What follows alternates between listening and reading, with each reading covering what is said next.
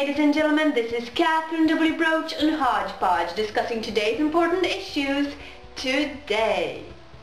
With me in the studio are Stephanie Pollock, psychologist from Berkeley University, and Gertrude, a local unemployed housewife.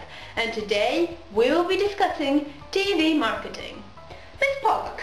Dr. Pollock, please. Oh, yes, of course, Dr. Pollock. You have been studying certain common behaviors when encountered with the phenomenon of TV marketing. Yes, I have. And it turns out there is a certain pattern that people follow when thrown into the pool of advertising. Oh? Yes. First, an ad generates interest. It raises awareness that there is a certain product that a potential buyer is lacking, like, for example, dust collector or ecological pillow, items of that sort. Then the potential buyer goes through another stage called an anxiety stage. He or she feels a sudden urge to possess a certain product.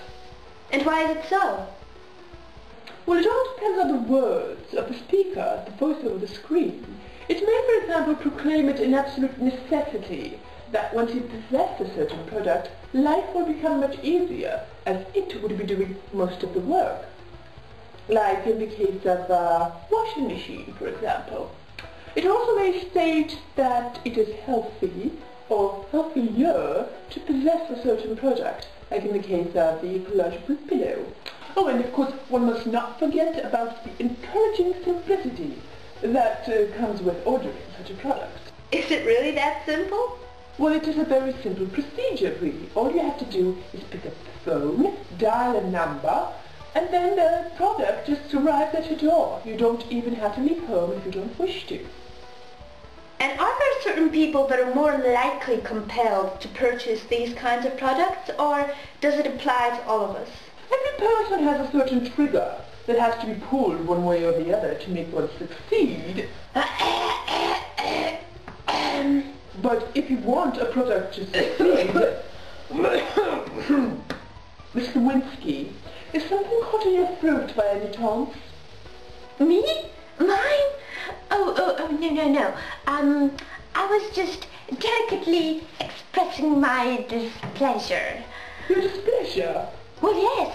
I mean, all you're doing here is sitting and babbling, and I was wondering, when could I advertise my products? Miss Lewinsky, your products? Well, yes. You called me, and you told me this would be a program about advertising. So, naturally, I brought some things I want to advertise. I'm afraid, Miss Lewinsky, that you've missed the point. Nonsense. If Miss Pollock here... Dr. Pollock here can advertise her stuff, why can't I advertise mine? Miss Pollock? Doctor! I mean, look at her. She's obviously trying to send a message. She's obviously here to advertise herself. That's preposterous. Sorry. I don't understand the words you are using. But look at you. You're obviously trying to send a message. I mean, the cleavage, the hair, the way you constantly correct us that you're a doctor, the words you use. You're obviously trying to tell the people that you're smart, intelligent, dominant, and looking for a man.